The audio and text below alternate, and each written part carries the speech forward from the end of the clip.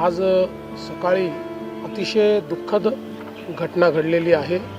अतिशय अनाकलनीय अशा परिस्थितीमध्ये विमान अपघातामध्ये राज्याचे उपमुख्यमंत्री अजितदादा पवार यांचं दुःखद निधन झाल्याची वार्ता सर्वांना मिळाली आणि संपूर्ण महाराष्ट्रामध्ये शोककळा पसरली। खरं म्हणजे श्री अजितदादा पवार महाराष्ट्रातले एक लोकनेते होते। महाराष्ट्राच्या कानाकोपऱ्याची माहिती असलेला, महाराष्ट्राच्या प्रश्नांची जाण असलेला अशा प्रकारचा हा नेता होता की ज्यांच्याबद्दल जनसामान्यांमध्ये प्रचंड मोठी आस्था होती।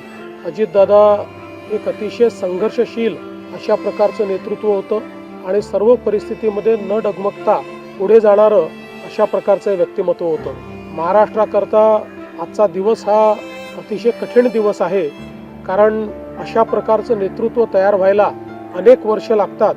ज्यावेळी महाराष्ट्राच्या विकासामध्ये अतिशय महत्त्वपूर्ण योगदान ते देत होते, अशा काळामध्ये त्यांचं निघून जाणं हे अविश्वसनीय आहे, मनाला चटका लावणारं आहे। माझ्याकरता तर वैयक्तिक एक दमदार आणि दिलदार अशा प्रकारचा मित्र या ठिकाणी सोडून गेलेला आहे।